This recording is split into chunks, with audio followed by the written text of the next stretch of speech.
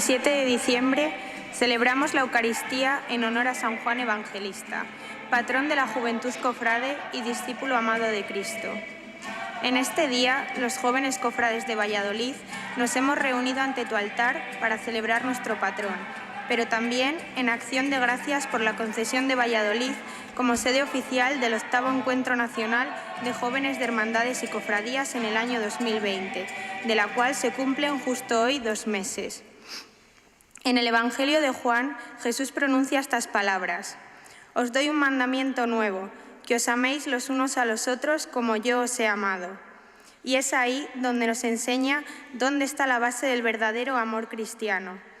El amor sin medida que cobra vida en la figura de Cristo, que por amor se entrega dando su vida para la salvación de la humanidad. Le pedimos a nuestro patrón que interceda por nosotros y que, siguiendo su ejemplo, nos ayude a permanecer junto a la cruz, al lado de nuestra Madre, la Virgen María. El Señor esté con vosotros. Y con tu espíritu. Lectura del Santo Evangelio según San Juan.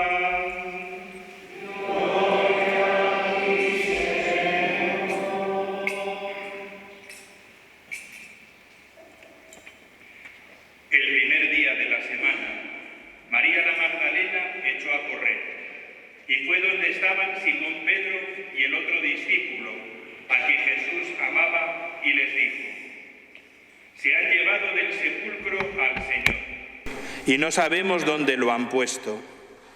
Salieron Pedro y el otro discípulo camino del sepulcro. Los dos corrían juntos, pero el otro discípulo corría más que Pedro. Se adelantó y llegó primero al sepulcro, e inclinándose, vio los lienzos tendidos, pero no entró. Llegó también Simón Pedro, detrás de él, y entró en el sepulcro. Vio los lienzos tendidos y el sudario con que le habían cubierto la cabeza, no con los lienzos, sino enrollado en un sitio aparte.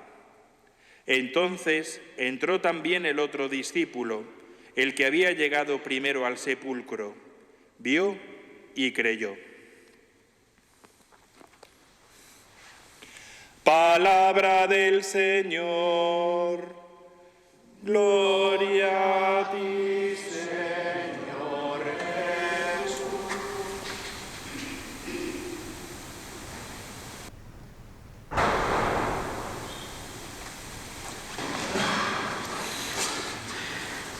Queridos hermanos y amigos, alegre y santa Navidad.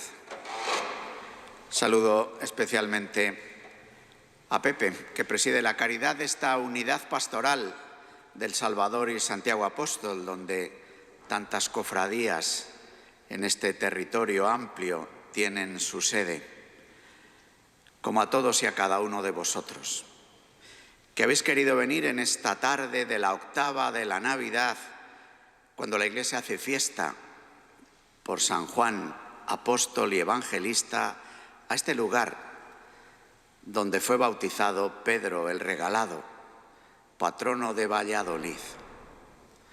Al igual que otras veces es la iglesia de San Lorenzo, donde está la Virgen, nuestra patrona. Es como una buena idea acudir a lugares que son santo y seña de nuestra ciudad en la vida eclesial. Y venís a mirar de cerca a este misterioso Juan, pequeño discípulo, desconocido en alguna de sus trazas, pero por otra parte tan conocido y tan conocedor de Jesús. Repasad conmigo algunas de las aventuras del pequeño Juan. Él era un joven de corazón inquieto. En ese sentido hacía honor a su condición juvenil y por tanto buscaba. Se había apuntado a un grupo de buscadores y reformadores, al que seguía a otro Juan, al Bautista. Tenían deseos de encontrar alguna luz, alguna iluminación para su existencia, algún calor para su corazón. Y hete aquí que el Bautista, según iban caminando con él, les dice: ese que viene es el Cordero que quita el pecado del mundo. Es el propio Evangelio de Juan quien nos narra este episodio y nombra a uno de ellos, Andrés. Dice que otro va con Andrés. Casi todo el mundo está de acuerdo en que ese otro es Juan, el pequeño discípulo. Jesús va delante y de repente se vuelve. Fijaos qué corte. Imaginaos que vais siguiendo a alguien y que de repente esa persona a la que seguís se da media vuelta y os descubre siguiéndole. Jesús les ofrece a Andrés y al pequeño discípulo una pregunta para ayudar a descifrar su corazón, y que yo os invito a que sea una pregunta que acojamos también nosotros en esta tarde navideña. ¿Qué buscas? ¿Qué deseas? ¿Qué quieres? Y dejemos que nuestro corazón hable, porque vivimos una época en la que hay mucha censura para que el corazón verdaderamente pueda hablar y mostrar sus búsquedas de verdad, de bien, de libertad, para que el corazón pueda hablar y también pueda mostrar sus nostalgias, sus tristezas, sus heridas. ¿Qué buscáis? Y ellos expresan su búsqueda en dos palabras: Maestro, ¿dónde vives? En realidad, con esta expresión están poniendo delante de Jesús y sacando fuera de su corazón los dos ejes de su búsqueda, y que en realidad, amigos, son los de nuestras búsquedas.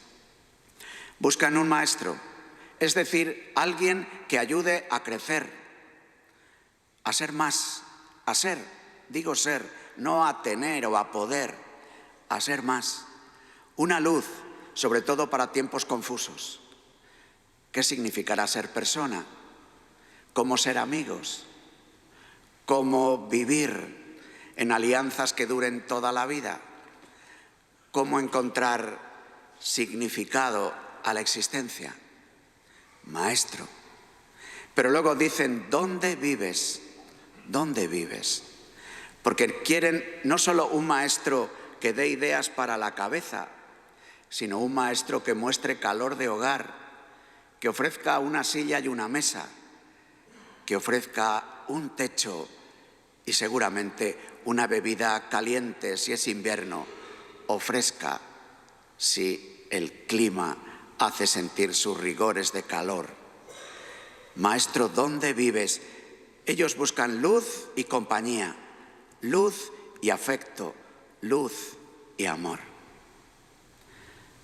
Dejad que el Señor, a quien adoramos en estos días, nos haga esta pregunta: ¿qué quieres en la vida? ¿Qué buscas? ¿Cuál es tu luz? ¿Quién te ofrece calor de hogar sin pedirte nada a cambio? Luego encontramos a Juan en otros episodios en el Evangelio, esta vez junto a otros dos de los discípulos de Jesús que van a ser apóstoles, Pedro y Santiago. Con Pedro y Santiago, Juan vive una experiencia que en este templo tenemos representada, justamente ahí, en el monte de la Transfiguración, donde Jesús aparece como Salvador, porque ese es su nombre, el nombre que le ha dado José, porque se lo ha dicho el ángel. Fijaros, ahí Jesús, que está caminando hacia Jerusalén y que anuncia la Pascua, que anuncia la cruz, quiere hacer un alto en el camino y hacerles experimentar a estos tres. Es como una preferencia que tiene Jesús. Ha llamado a 12 de todo el grupo que le seguía, pero de entre los 12 llama de una forma singular a 3, luego va a llamar de una forma singular a 1, a Pedro. Es como la lógica de Jesús, que quiere dialogar con una lógica del corazón humano, porque nuestro corazón está hecho para preferir. Lo saben bien los que diseñan la sociedad de consumo, que constantemente nos están ofreciendo preferencias para que salgamos al paso. Pero Jesús ofrece una preferencia que no nos disminuye, que no nos encierra, sino que por otra parte, 1, 3, 12, 72, la muchedumbre, todos, esta es la lógica de Jesús. Pero quiere mirarnos uno a uno por el propio nombre, y en este caso, a Pedro, a Santiago y a Juan les permite vivir esta experiencia de la transfiguración, esta experiencia de un encuentro vivo con el Señor. Amigos, podemos tener un encuentro vivo con el Señor. Más aún os diría, si no tenemos el encuentro vivo con el Señor, difícilmente seguiremos siendo discípulos misioneros. Difícilmente seguiremos perteneciendo a la Iglesia. La vida de la Iglesia, la vida cristiana, parecerá como un ropaje externo, en algún momento incluso como una función o como una tarea, pero con vientos tan contrarios, con sociedades tan secularizadas, sin encuentro vivo, sin hacer un alto en el camino y dejar que el Señor se encuentre con nosotros y toque nuestro corazón allí donde quiere ser encontrado, en la escucha de la palabra, en la experiencia de la fraternidad, en la Eucaristía y en el sacramento del perdón, en los pobres, donde nos juzga. Ahí podemos tener un encuentro vivo con el Señor que nos transfigura, que transfigura incluso las sombras de nuestro corazón. Es decir, que hace que aparezca la figura que verdaderamente somos. Vosotros que en vuestras cofradías alumbráis figuras, imágenes, iconos, donde se nos muestra el amor misericordioso de Jesús en diversos episodios, en diversos momentos de su vida y sobre todo de su pasión. La experiencia del encuentro vivo nos transfigura para que aparezca la verdad de nuestra condición de hijos y hermanos y de herederos de la vida divina. Ahí está el pequeño discípulo, junto con Pedro y con Santiago. Hay otro episodio del Evangelio en el que también están estos tres. Es cuando Jesús vuelve a la vida a alguien que había fallecido, que había muerto. Es una experiencia sorprendente. Es uno de los signos, de los milagros, donde se muestra que Jesús tiene fuerza y poder sobre la muerte misma. Y Juan es testigo de este momento. Es testigo de cómo siguiendo a Jesús aparece una vida nueva y eterna. Es testigo de que acogiendo la presencia y la gracia de Jesús es posible volver a la vida, incluso en esas zonas quemadas del corazón, en esas aventuras fracasadas de nuestra existencia, en esas heridas que parecen no van a dejar nunca de supurar, porque la misericordia del Señor lo puede hacer. Hay otro momento que conocemos bien, especialmente queridos cofrades, de la oración del huerto. Jesús, en la oración del huerto de Getsemaní, ha salido después de cenar, después de la cena con los discípulos. Han ido al huerto de los olivos y de entre los 12, estos tres se acercan a Jesús. La verdad es que se duermen como todos los demás, también nuestro pequeño discípulo, también nuestro Juan, al que hoy nosotros hacemos homenaje y fiesta, se durmió. Como nosotros tantas veces nos dormimos en el camino de la vida, nos dormimos a la hora de arrimar el hombro para sacar las cosas del bien común, nos dormimos o ponemos en stand-by nuestra vida cristiana. Ahí está el pequeño discípulo. Seguramente que asombrado ve cómo Jesús suda sangre, pero dice algo estremecedor. Padre, si es posible, pase de mí este cáliz, pero no se haga como yo quiero, sino como tú quieres. De aquellos, de los 12, de los 3, el pequeño discípulo Juan es el que verdaderamente se sintió tocado. Por eso fue el único que se mantuvo al pie de la cruz. Pedro, que había sacado la espada aquella misma noche, dijo: no le conozco, no le conozco, no le conozco, por 3 veces. Pero el pequeño discípulo, junto con María, permanece al pie de la cruz. Y ahí, amigos, aparece un nuevo parentesco. Madre, mujer, ahí tienes a tu hijo. Hijo, ahí tienes a tu madre. Y el discípulo la recibió en su casa. Aparece un nuevo parentesco al pie de la cruz, hermanos. Al pie de la cruz, donde se derrama sobre nosotros sangre y agua. Vida de bautismo, confirmación, Eucaristía, que nos hace entrar en este nuevo parentesco que es la Iglesia, que estamos llamados a ofrecer a nuestros contemporáneos como signo e instrumento de la vocación de toda la humanidad, que es ser familia. Así, el pequeño discípulo, desde sus inquietudes en el camino con el Bautista hasta el momento de llegar al pie de la cruz, es testigo, discípulo de Jesús, para luego ser apóstol y más aún evangelista, que narra en el Evangelio toda la vida de Jesús. Así también nosotros, queridos amigos, estamos llamados a ser discípulos misioneros y estamos llamados a dar carne al Evangelio. Estos días estamos diciendo: el Verbo se ha hecho carne.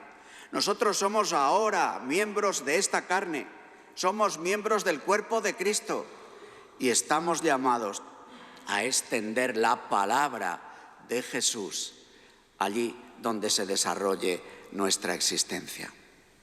Por eso, amigos, ánimo, en este 2020 que vamos a comenzar, un año importante para nuestras cofradías, para nuestra Semana Santa, un año importante especialmente para vosotros, jóvenes cofrades, que queréis que nuestra Iglesia, que nuestra ciudad se abra y acoja.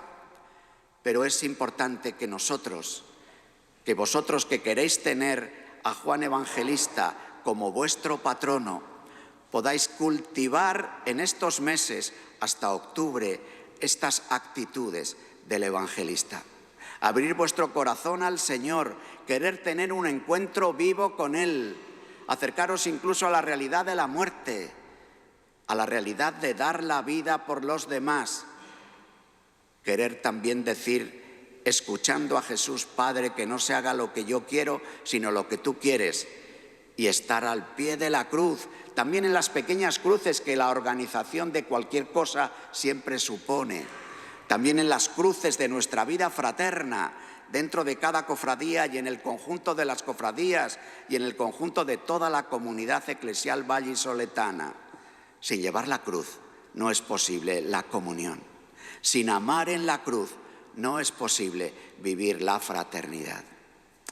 Que Juan, evangelista y apóstol, interceda por nosotros para que nos llenemos de asombro en estos días de la Natividad del Señor y cantemos con los ángeles y los pastores: gloria a Dios en el cielo y en la tierra paz a los hombres a los que Dios ama. A ti, que ahora te contemplamos recién nacido, sobre la madera de un pobre pesebre, en pocos meses te acompañaremos a los pies de otro madero, a través del cual redimiste al mundo. Y allí abajo, junto a la cruz, estaba Juan, tu discípulo amado, aquel que nunca te abandonó, dejando atrás el miedo que hizo huir a los demás para velarte al pie de la cruz, al lado de tu madre. En su Evangelio, San Juan nos dejó una de tus enseñanzas más valiosas, la de echar las redes en medio de nuestro mundo y confiar en ti para ser pescadores de hombres y mujeres, siempre dispuestos a creer en tu palabra. Por eso queremos pedirte ser como Él, perseverantes y firmes en la fe. Pero sobre todo, hoy venimos a esta Eucaristía para darte gracias por lo que día a día nos regalas, a pesar de que muchas veces no nos damos cuenta de ello. Gracias, Jesús, porque nos sigues invitando a tu mesa para compartir el pan y el vino, alimentos de nuestra alma, como aquella noche en la que, reunido con tus amigos, celebraste la Pascua redentora de toda la humanidad. Gracias, porque en el huerto de nuestras adversidades nos has enseñado a orar con las palabras más bellas que existen.